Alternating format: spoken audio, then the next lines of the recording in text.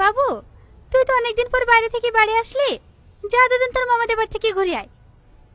সে ছোটবেলায় গেছি, আর যাসনি। মামাদের বাড়ি?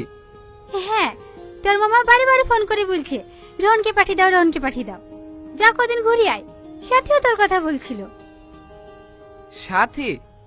ও অনেক বড় হয়ে গেছে তাই না মা? হ্যাঁ, বড় হয়ে গেছে, আর অনেক সুন্দরও হয়ে গেছে। ওর জন্য এখন অনেক জায়গা থেকে বিয়ের প্রস্তাবও আসে। বাবু, ঠিকিদারের সাথে যে টাকাগুলো পাওয়া যেত সব টাকা দিয়ে দিয়েছে?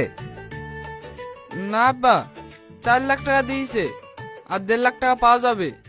হো, আমাদের বাগানের পিছনে আমাদের একটা বাগান নাই, ওইটা বিক্রি করবে। টাকাগুলো কোথায় থুইছি? ব্যাংকে আছে। ঠিক আছে, তোর মামাদের বাড়ি থেকে ঘুরে আয়গা, এসে টাকাগুলো তুলে দিস। ঠিক আছে আব্বা। ওগো, বাবুকে মাংস তুলে দাও। হ্যাঁ হ্যাঁ। না না মা, আমি আর খেতে পারবো না। আরে খা তো, শরীর দেখে একবার তাকিয়ে দেখেছিস না খেয়ে কি অবস্থা হয়েছে?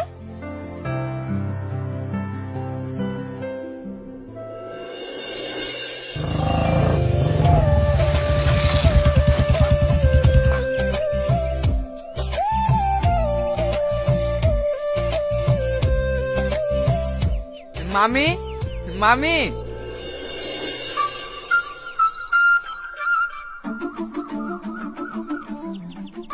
রোহন, ভালো আছো মতো?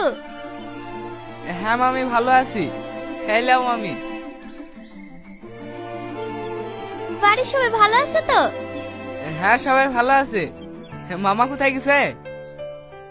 তুমি আসবে শুনে তোমার বাবা বাজারের দিকে গেছে। যাও মধু, ঘরে উঠে বসো।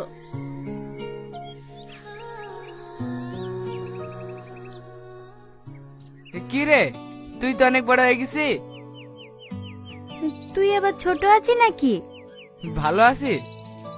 হ্যাঁ, তুই? আরে আমি তো সবসময় ভালো থাকি রে।